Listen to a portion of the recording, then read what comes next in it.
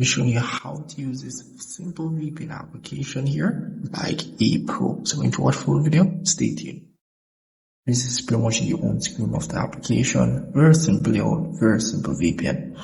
So here at the top here, you may see recommended server. This is pretty much where you go to select your servers, and you can pretty much search for the service they have, but you can simply scroll. They don't have a lot of free servers for you to use, but they do for the premium subscription users.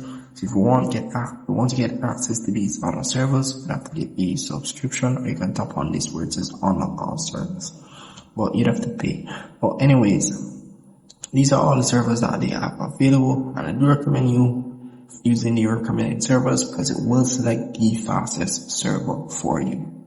So once you have selected a server, it will automatically connect, and you will make sure it adds as you see there, and it will start connecting.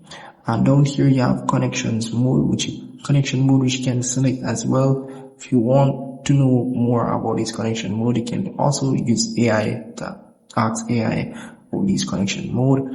It will give you one based on if you want one for speed, security, whatever the case is. But the ones that safeguard is the best one to use, or anyone you want to use, guys, anyone.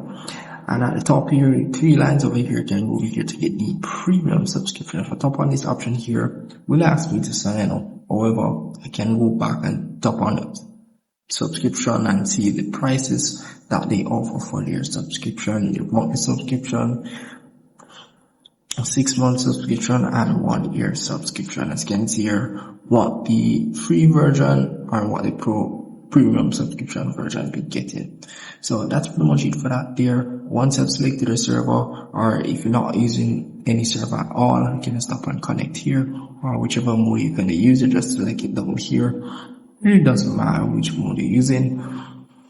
If you're going for speed, you may want to use one of these, but as you can see here, I'm connected in no time. Do keep in mind you have a limited connection time, but if you want to remove that, you pretty much have to get your subscription.